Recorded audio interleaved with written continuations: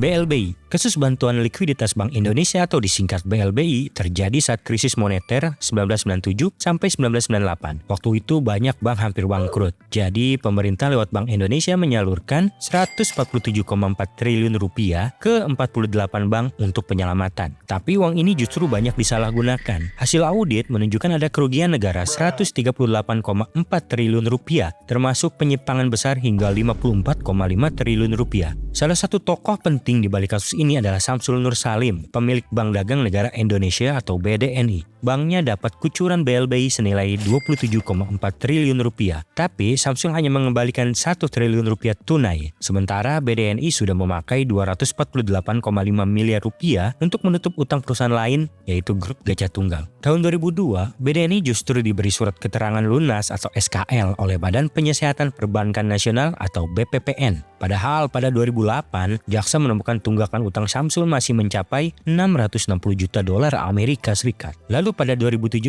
KPK menetapkan pejabat BPPN, Syafruddin Arsyad, sebagai tersangka karena dianggap bekerja sama dengan Syamsul dalam menerbitkan SKL tersebut. Kasus ini makin keruh karena ada suap. Jaksa Urip Trigunawan tertangkap menerima uang dari Artalita Suryani, orang dekat debitur BLBI. 2018, KPK menetapkan Syamsul dan istrinya, Ici Nur Salim, sebagai tersangka. Tapi Mahkamah Agung membebaskan Syafruddin, menilai ia tidak melakukan tindak pidana. KPK sempat mengajukan peninjauan kembali, tapi ditolak oleh MA pada Juli 2020. Akhirnya pada 2021, KPK resmi menghentikan penyidikan atau SP3 kasus Syamsul Nur Salim dan Ici Nur Salim. Terkait dugaan tindak pidana korupsi yang dilakukan oleh tersangka SN, selaku pemegang saham pengendali Bank Dagang Nasional Indonesia dan ISN.